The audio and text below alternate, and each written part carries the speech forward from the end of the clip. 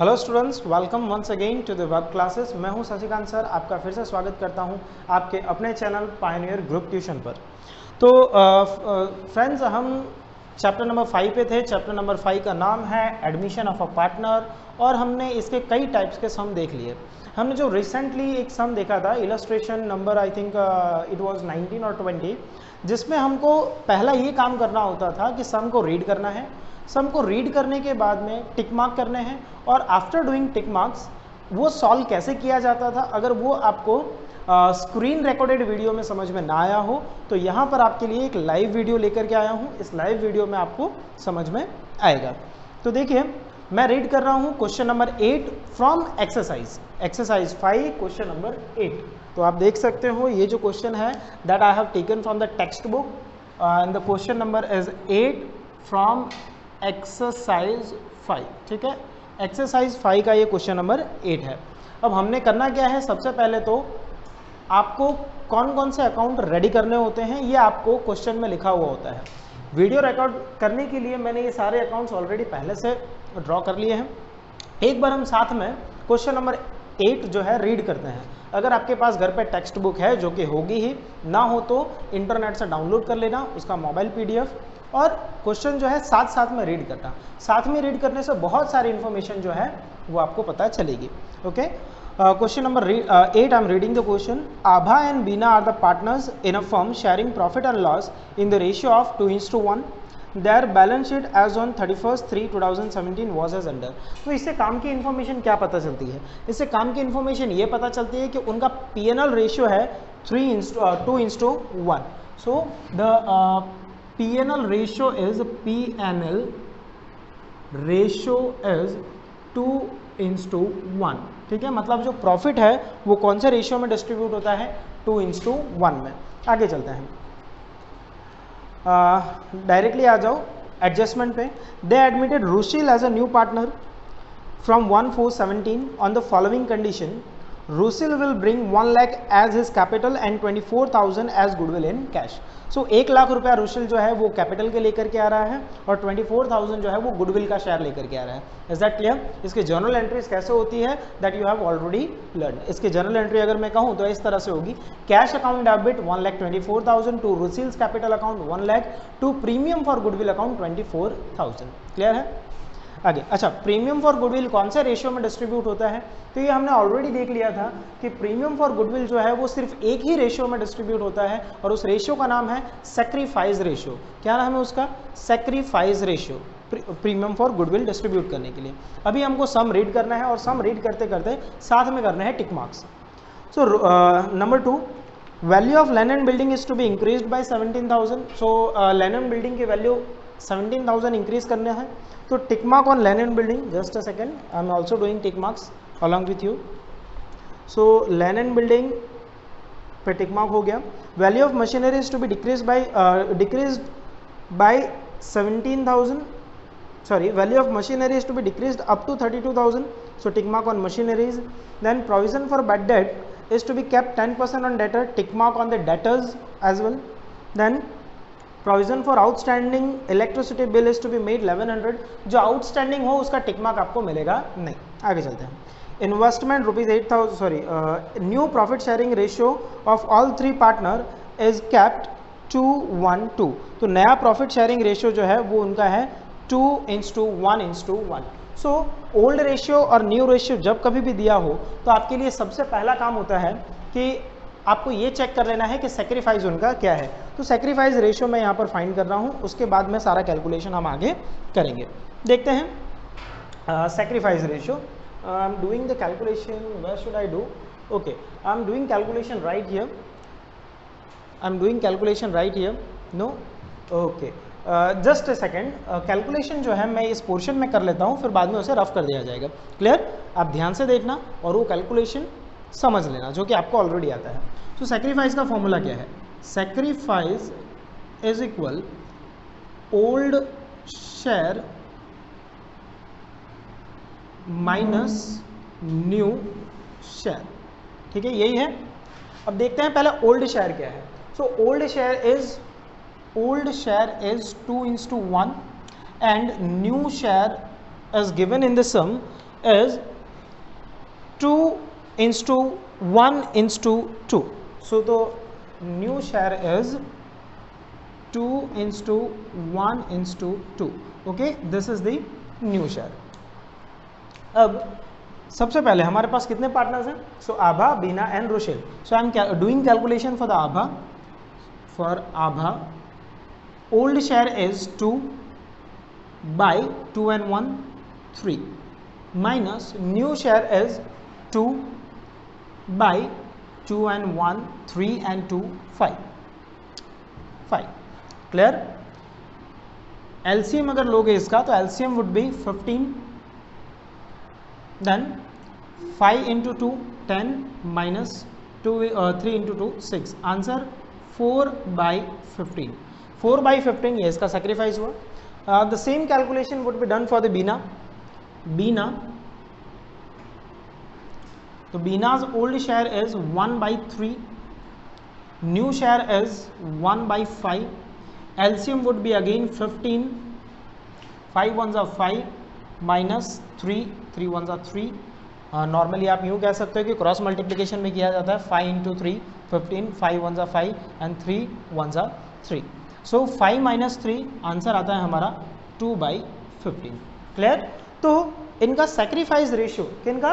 आभा और बीना का जो सेक्रीफाइस रेशियो है वो क्या है? आभा का है 4 और बीना का है 2. तो सेक्रीफाइस रेशियो वुड बी 4:2, जिसे अगर आप और डिवाइड करो दैट इज डिविजिबल बाई 2, तो इसका फाइनल आंसर होता है 2:1. ये हमारा है फाइनली सेक्रीफाइस रेशियो. क्लियर? सो सेक्रीफाइस रेशियो जितना पहले था उतना का उतना ही नया है, कुछ भी चेंज नहीं है. तो सेक्रीफाइस रेशियो हमारा क्या हुआ? 2:1. मैं जस्ट इसे रफ कर देता हूँ. सो sacrifice ratio is 2:1.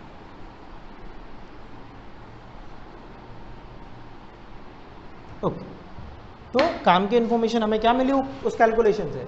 sacrifice ratio. What is the sacrifice ratio? So sacrifice ratio is 2:1. ये हमने कैलकुलेशन किया. अब आगे चलते हैं. हमें करना क्या है? पूरा का पूरा बैलेंस शीट कॉपी करना है एज इट इज. जो चीज़ें डिस्ट्रीब्यूट होती है वो डिस्ट्रीब्यूट करना है. जिन पर टिक मार्क है वो इनर कॉलम में लिखना है, जिन पर टिक मार्क नहीं है वो आउटर कॉलम में लिखना है, डायरेक्टली अमाउंट के कॉलम में. Clear? So first liability portion.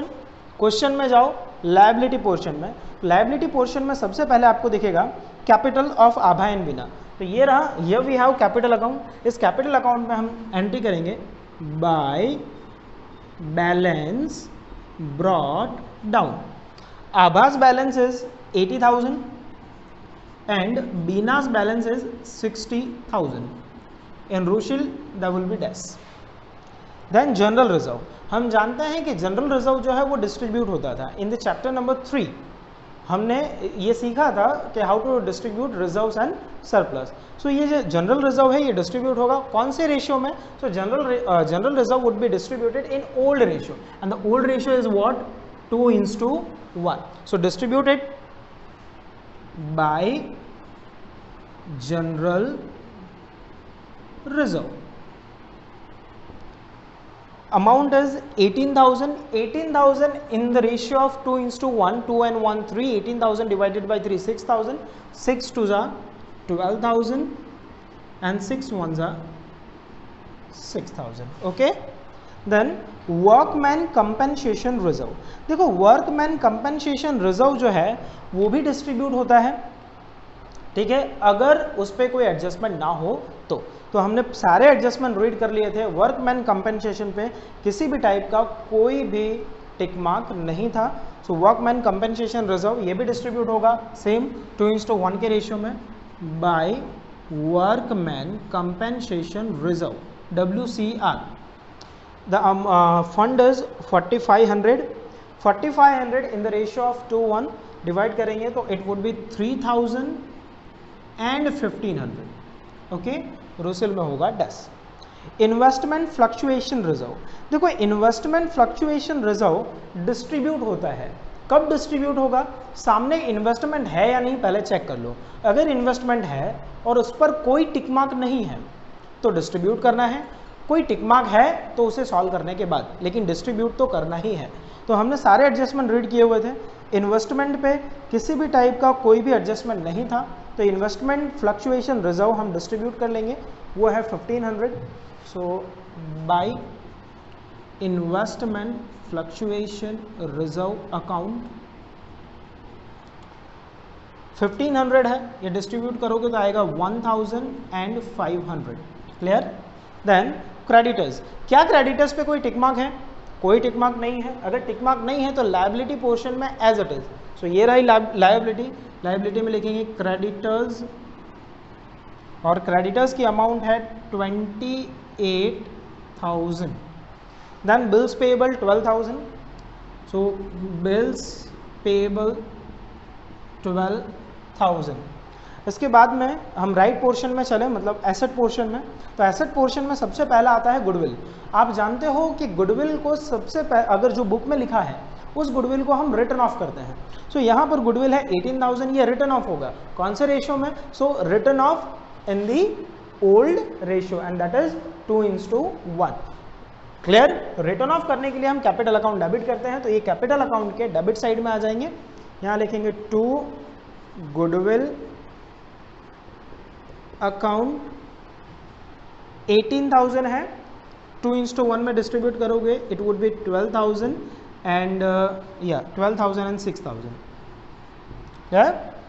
Then land and building is 72,000। क्या लैंड एंड बिल्डिंग पे टिक मार्क है? Yes, there is a tick mark. अगर टिक मार्क है तो इनर कॉलम में लिखोगे, यहाँ आ जाएगा लैंड एंड बिल्डिंग अमाउंट है 72,000। क्लियर। Inner column, why? क्योंकि यहां पर टिक मार्क था। आगे मशीनरी 40,000, सो मशीनरी पे भी टिक मार्क है, सेम राइटिंग पैटर्न सेम रहने वाला है। मशीनरी अमाउंट है 40,000। इसके बाद स्टॉक 36,000, सो स्टॉक। अच्छा, एक और बात, जहां पर टिक मार्क है उसके नीचे कम से कम एक लाइन की स्पेस होनी चाहिए एडजस्टमेंट सॉल्व करने के लिए।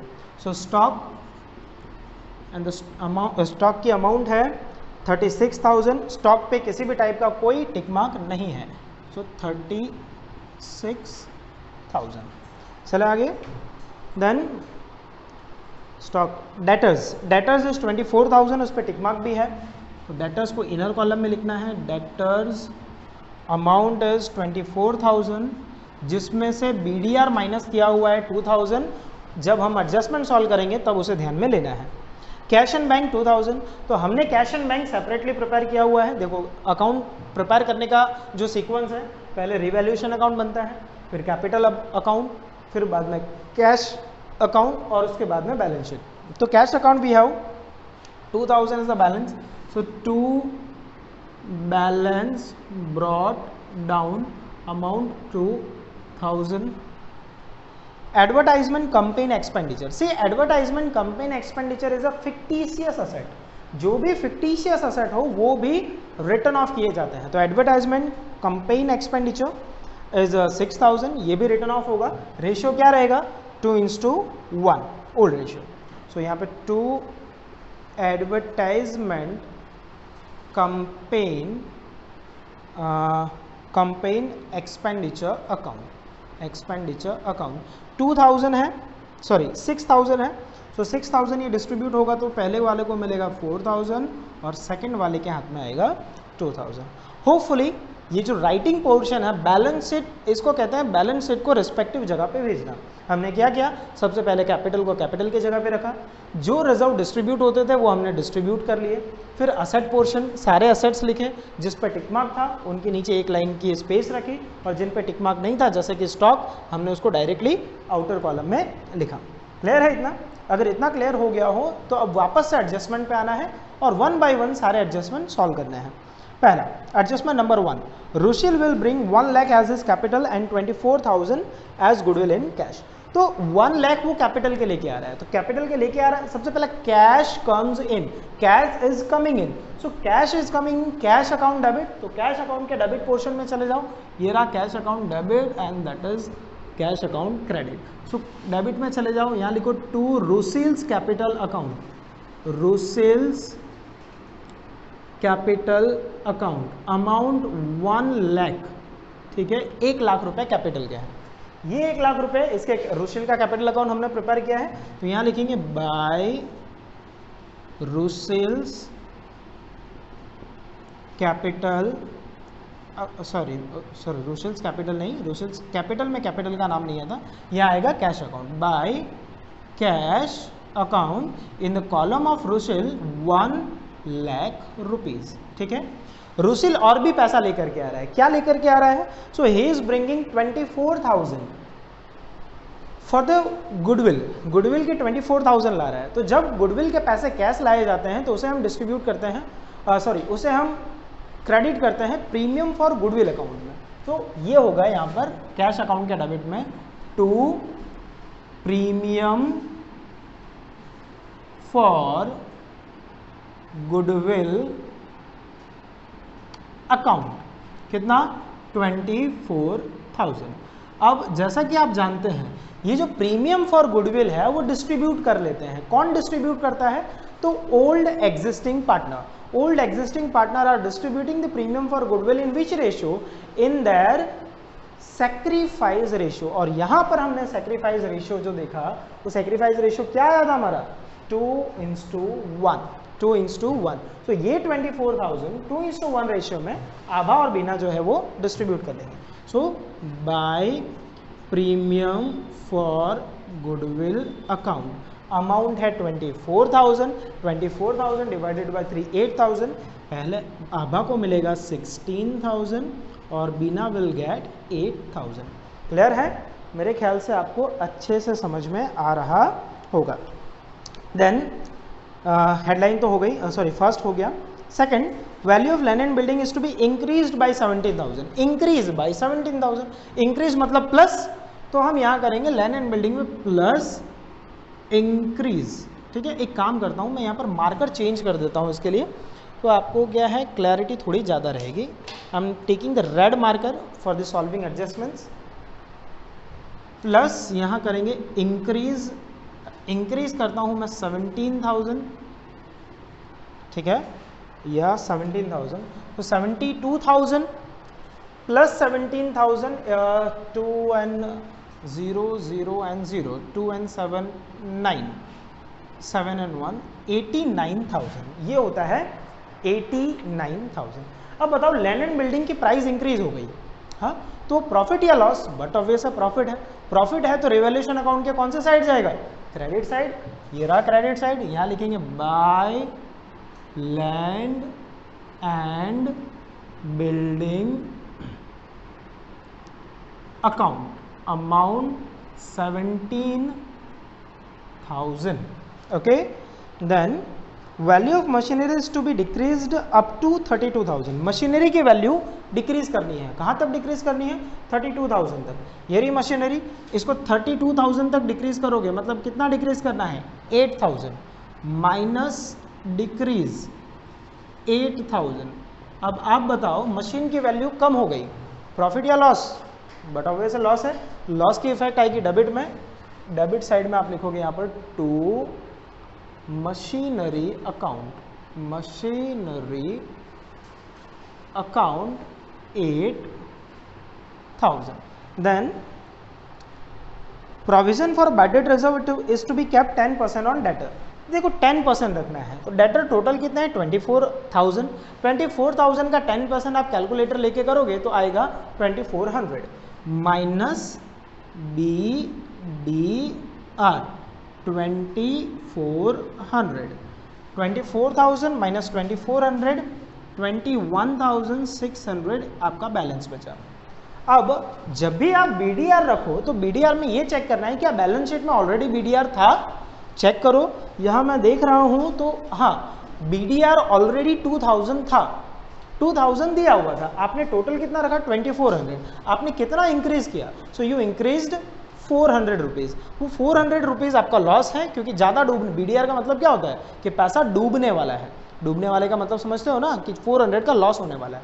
तो लॉस जो है वो डेबिट साइड में आएगा। यहाँ लिखेंगे to BDR account 400 rupees. Then provision for outstanding electricity bill is to be made at ₹1100। देखो, बिजली का बिल भरना बाकी है, खर्चा या इनकम, बट ऑब्वियसली खर्च है ना, तो भरना बाकी है। एक तो हमारा लॉस हुआ, तो कहाँ आएगा, रिवैल्यूएशन के डेबिट में। रिवैल्यूएशन के डेबिट में लिखते हैं टू आउटस्टैंडिंग के लिए OS electricity bill, electricity bill amount है 1100। अच्छा, पे करना बाकी है तो आपका लायबिलिटी या एसेट, पे करना बाकी है तो वो लायबिलिटी मानी जाती है। तो यहाँ हम लिखेंगे outstanding electricity bill 1100। Then new profit loss sharing ratio of all partner is to be kept 2:1:2। तो यहाँ पर ये सम पूरा होता है। अब आपको सिर्फ करना क्या है, आपको सारे अकाउंट जो हैं वो क्लोज करने हैं। ठीक है, मैं 1 बाय 1 सारे अकाउंट क्लोज कर रहा हूँ। आपको इसके लिए कैलकुलेटर की ज़रूरत पड़ेगी, तो कैलकुलेटर ले लो, आपके पास होगा ही। पहले इस साइड का टोटल करते हैं। इस साइड का टोटल मैं खुद कर लूँगा, and the total is 17,000। Okay, the total is 17,000।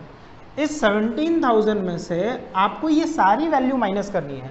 17,000 minus 8,000 minus 400 minus 1100, इतना माइनस करोगे तो रिजल्ट विल बी 7,500। आप कैलकुलेटर ले लो, कुछ मिस्टेक हो तो आप मुझे वार्न कर देना, ओके, बाद में कमेंट में। ये 7,500 जो है वो डिस्ट्रीब्यूट कर लेंगे। कौन डिस्ट्रीब्यूट करेगा, तो ये पुराने फर्म का प्रॉफिट है, पुराने पार्टनर जो हैं, ओल्ड पार्टनर्स हैं, वो 2:1 में डिस्ट्रीब्यूट कर लेंगे। तो ये एंट्री होगी यहाँ पर टू कैपिटल अकाउंट। ठीक है, कैपिटल अकाउंट में हमारे पास ओल्ड 2 ही पार्टनर हैं। पहले पार्टनर का नाम है आभा और दूसरे वाले पार्टनर का नाम है बीना। ठीक है, 7,500 डिवाइडेड बाय 3 2,500, 2,500 इंटू 2, पहली वाली को मिलेगा 5,000 और दूसरी वाली को मिलेगा 2,500। Is that clear? ये कौन से रेशियो में डिस्ट्रीब्यूट किया, तो that is distributed in the ratio of 2:1। अच्छा, इसकी क्रॉस इफेक्ट आएगी कैपिटल अकाउंट में। कहाँ पर? कैपिटल अकाउंट में। तो ये कैपिटल अकाउंट के क्रॉस में आएगी बाई, आपको क्या लिखना है यहाँ पर, कौन से अकाउंट से लेकर के आए, रिवैल्यूएशन अकाउंट। तो यहाँ लिखोगे बाई रिवैल्यूएशन अकाउंट। क्लियर है? अमाउंट है 5,000 in the column of Abha, 2,500 in the column of Bina, Rushil का कॉलम में आएगा डैश। क्लियर है? इसके बाद आप कैपिटल अकाउंट क्लोज करोगे। तो कैपिटल अकाउंट क्लोज करना है 1 बाय 1। सबसे पहले हम आभा का कैपिटल अकाउंट क्लोज करते हैं।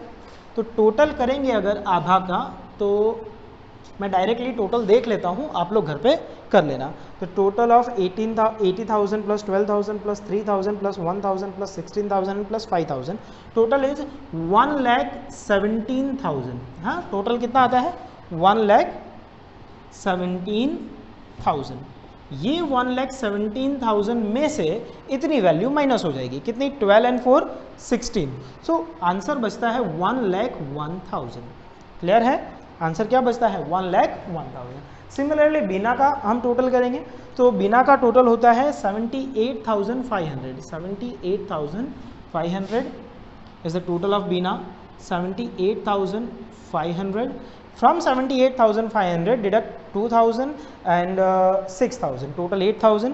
तो 8,000 से 8,000 क्या? 70,500। ओके, तो 70,500, या इट्स करेक्ट। और रुशिल का टोटल ये तो मैं खुद ही कर लूँगा।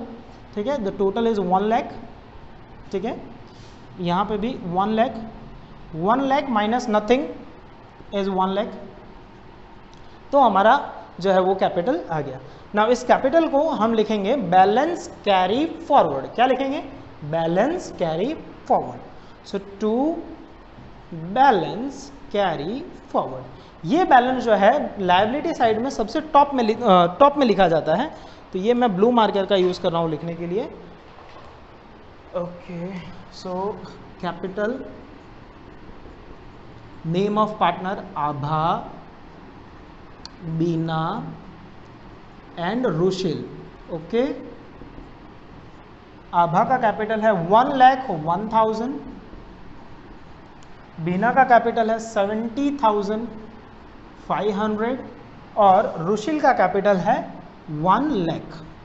इस तरह से पूरे कैपिटल का अगर आप टोटल करोगे तो इट वुड बी 2,71,500। यस, 2,71,500 या 2,71,500 इज द टोटल।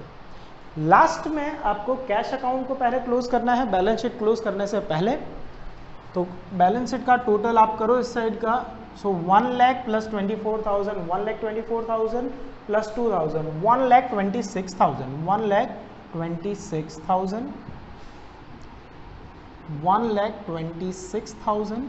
यहाँ माइनस करने के लिए कुछ नहीं है तो 1,26,000। इसे हम कहेंगे बैलेंस कैरी फॉरवर्ड। ये बचा by balance carry forward 1,26,000। Cash है, कैश हमारा असेट है, असेट पोर्शन में लिखा जाएगा कैश बैलेंस 1,26,000। ये 1,26,000 हमने कैश बैलेंस लिखा। इसके बाद का हमारा काम ये है कि बैलेंस शीट को क्लोज करना। दोनों साइड का टोटल जो है वो इक्वल आना चाहिए। अगर दोनों साइड का टोटल इक्वल है तो आपने जो कुछ भी किया है वो करेक्ट है, you will get 8 marks for this. और अगर कहीं कोई डाउट है तो फिर जितने मतलब अगर कहीं कोई मिस्टेक है तो जितने मिस्टेक्स है उसके अकॉर्डिंग आपके मार्क्स कट जाएंगे। ओके, तो यहाँ देख लेते हैं लास्ट जो है हमारा टोटलिंग पोर्शन। मैं डायरेक्टली टोटल चेक कर लेता हूँ, देख करके लिख देता हूँ। I mean so 3,12,600। आप लोग घर पे चेक करके बताना, चेक करके मुझे पर्सनली मैसेज करना कि सर आपका सब करेक्ट था या रॉन्ग था। ओके, तो the total is 3,12,600। The total is 3,12,600 and here it would B 3,12,600। ठीक है, एक बार मैं पूरे सामने नजर कर लूँ। ओ, यहाँ पर 70,000 टोटल लिखना बाकी रह जाएगा। मैं यहाँ पर वो टोटल फिर से लिखूंगा 70,000। तो एक बार सम हो जाए तो आप भी मेरी तरह चेक कर लीजिए कहीं कोई मिस्टेक तो नहीं रह गई है। ठीक है, तो पहले रिवॉल्यूशन अकाउंट, कैपिटल अकाउंट, फिर कैश अकाउंट और अल्टीमेटली लास्ट में बैलेंस शीट क्लोज करना होगा। तो फ्रेंड्स, आज का लेक्चर में इतना ही। होपफुली आपको समझ में आया होगा। Thank you, bye bye.